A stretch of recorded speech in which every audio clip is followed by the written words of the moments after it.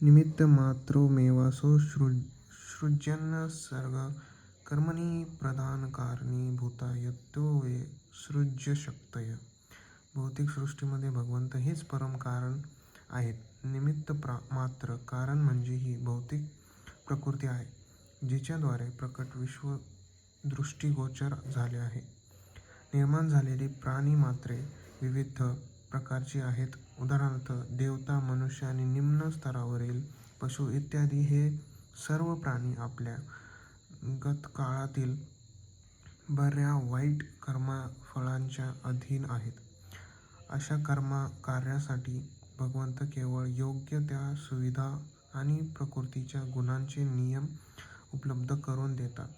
पण भगवंतावर जीव मात्राच्या भूतकाळातील किंवा वर्तमान काळातील कर्माचे दायित्व मुळीच नसते. वेदांत सूत्रांमध्ये या तथ्यास पुष्टी देण्यात आली आहे.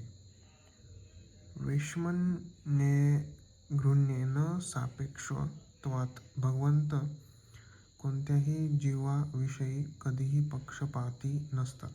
स्वतःच्या कर्माचे दायित्व स्वतः जीवावरच असते. भगवंत त्यांना भौतिक प्रकृती म्हणजेच बहिरंगा शक्तीच्या माध्यमाद्वारे केवळ सुविधा उपलब्ध करून देतात.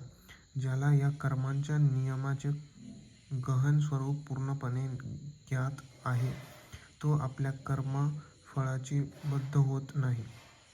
दुसऱ्या शब्दात सांगायचे तर, जो मनुष्य भगवंताचे हे दिव्य स्वरूप जाणतो, तो कृष्ण भावनेतील अनुभवी मनुष्य होय. आणि ह्याप्रमाणे तो कर्माच्या नियमांनी कधीही बद्ध होत नाही. भगवंताचे दिव्य स्वरूप न जाणता भगवंतही सामान्य जीवाप्रमाणेच सकाम कर्मे करतात असा विचार करणारा मनुष्य निश्चितपणे स्वतःच सकाम कर्मफळामध्ये गुंतून पडतो. मात्र परमसत्याचे स्वरूप जाणणारा मनुष्य म्हणजे कृष्ण भावनेत स्थिर झालेला मुक्तजीव होय.